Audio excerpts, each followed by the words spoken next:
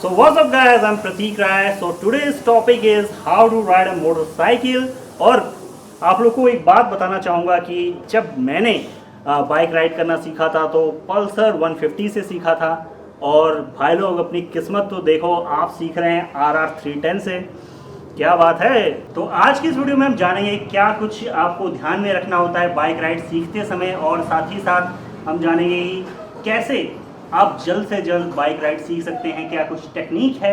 तो देर किस बात की, चलिए शुरू करते हैं। देखिए, सबसे पहले हम बाइक के मेन पार्ट्स के बारे में बात कर लेते हैं जो हर एक बाइक में होते ही हैं और आपको बाइक राइड करते समय उनका यूज़ करना ही होता है। तो सबसे पहले तो हम बात कर लेते हैं क्लच की।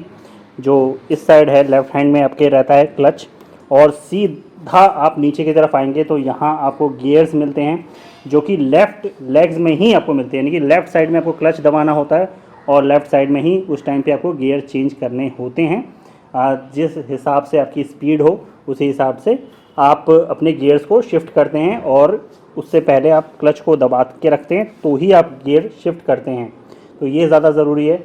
और अब तीसरी चीज़ पे आ जाते हैं। यहाँ इस साइड, ये जो राइट हैंड साइड है, यहाँ पे आपका राइट हैंड रहता है, तो ये है राइट साइड का ब्रेक। उस साइड क्लच है, इस साइड ब्रेक है। तो इसके बाद आप जब यहाँ नीचे आएंगे तो यहाँ पे आपको राइट लेग में ब्रेक भी मिलेगा, यानी कि इसी साइड आपको ब्रेक मिलता है।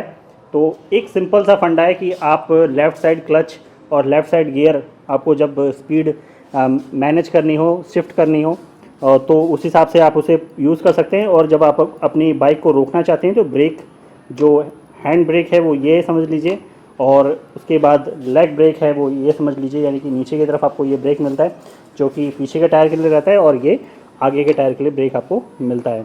तो कुछ इस तरह से फंडा रहता है, और ये हमेशा ज़रूरी ही होता है। एक बाइक राइड करते समय आपको पता ही होना चाहिए और इसका यूज़ करना ही होता है, चाहे किसी भी तरह की बाइक हो। उसके बाद सामने की तरफ अगर आ जाए तो ये इंजन किल और इंजन ऑन स्विच है। तो ये भी आजकल हर किसी बाइक में आ ही रहा है लगभग। और साथ ही साथ यहाँ इलेक्ट्रिक स्टार्ट के लिए ये स्विच दिया हुआ है। इसमें इस तरह का मार्क आपको बना हुआ दिखाई देगा हर एक बाइक में, जहाँ पे भी इलेक्ट्रिक स्विच होगा जिस बाइक में भी, और हर एक बाइक में आजकल आता ही है। साथ ही साथ इस साइड लेंगे तो आप देखेंगे कि यहाँ पे हाई बीम और लो बीम के लिए ऑप्शन दे रखा है। हमें हमेशा अपनी लो बीम पे ही राइड करना चाहिए बाइक को।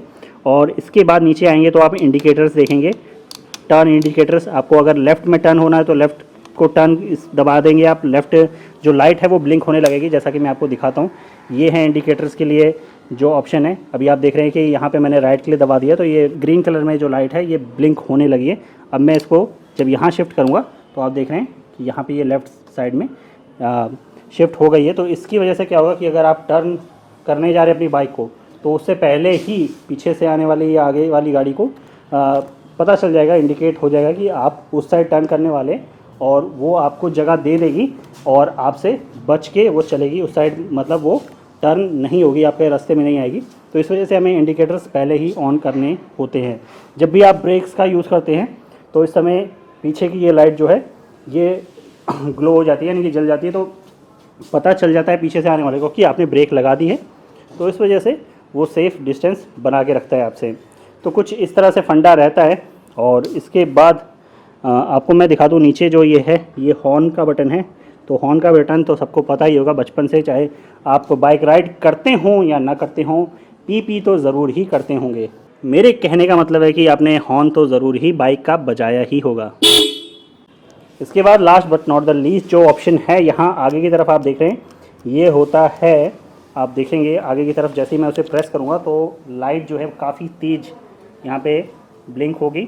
तो ये आप देख रहे हैं, ये पासिंग लाइट है। जब आप आगे से किसी से पास मांगे, आप नाइट का टाइम है तो उस टाइम पे इसका यूज़ कर सकते हैं, क्योंकि हॉर्न का यूज़ करना ज़्यादा सही नहीं रहता, तो आप लाइट्स का नाइट में यूज़ कर सकते हैं। तो अब सबसे ज़्यादा ज़रूरी चीज़ हेलमेट, वो हम पहन लेते हैं। तो सीखते समय भी आप हेलमेट पहने, ज़्यादा अच्छा रहेगा।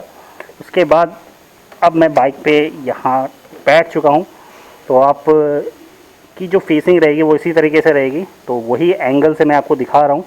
तो आप देख रहे हैं कि इस तरह से आपको हैंडल्स को पकड़ना है, और सबसे पहली चीज़ जो रहती है, अपना इग्निशन को आप ऑन करेंगे।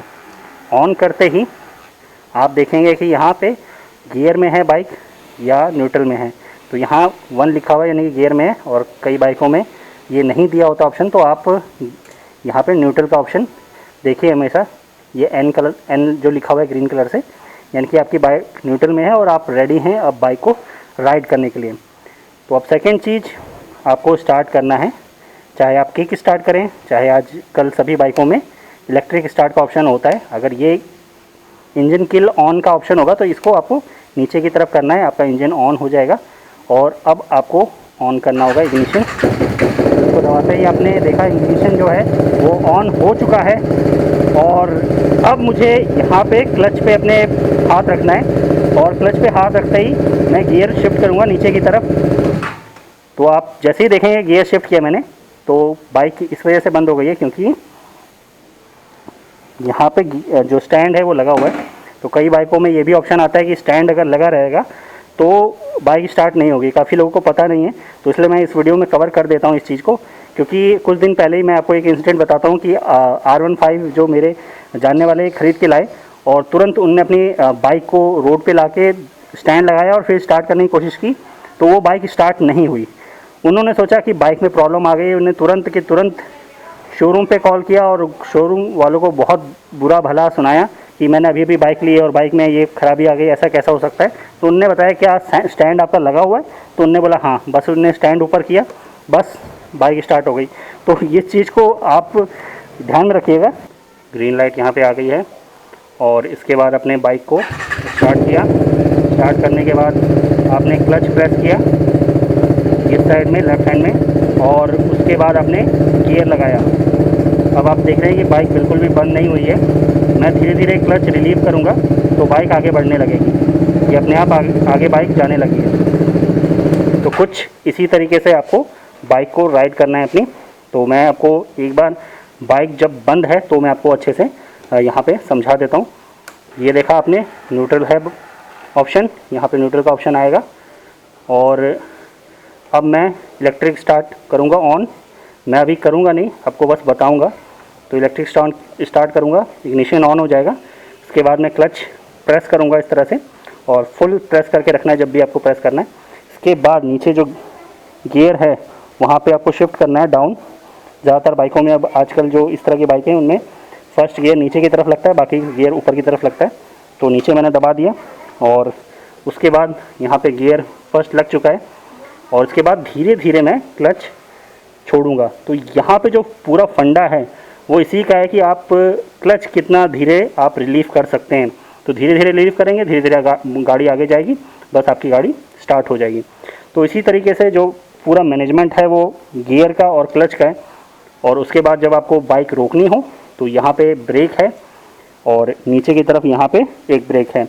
तो इस तरह से आपको अपनी बाइक को राइड करना है, और जल्द ही आप इसकी प्रैक्टिस करने पर सीख जाएंगे कैसे अपनी बाइक को आप राइड करेंगे इजीली।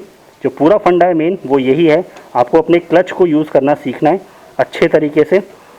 कोई भी दिक्कत उसके बाद आपको नहीं होने बाइक को राइड करने में। तो आपने जाना कि बाइक राइड करना कितना आसान है आपके लिए। बस आपको ये चीज़ सीख जानी है, क्लच को कैसे प्रेस करना है, गियर को कैसे लगाना है, और ब्रेक उसके बाद बाइक को रोकते समय कैसे यूज़ करना है। तो बहुत सिंपल है, बस प्रैक्टिस करते रहिए, because practice makes you perfect. और कोई क्वेश्चन अभी भी मन में रह गया है तो ज़रूर कमेंट बॉक्स में पूछ सकते हैं। आज की वीडियो फिलहाल इतना ही। वीडियो को पसंद आने पर ज़रूर लाइक करिएगा, लाइक करना ना भूलिएगा, शेयर करना ना भूलिएगा, और चैनल को सब्सक्राइब करना ज़्यादा ज़रूरी है। इसी कलर में, रेड कलर में वो मिल जाएगा, बगल में बेल आइकन भी है। तो सी यू अगेन, फिर मिलते हैं।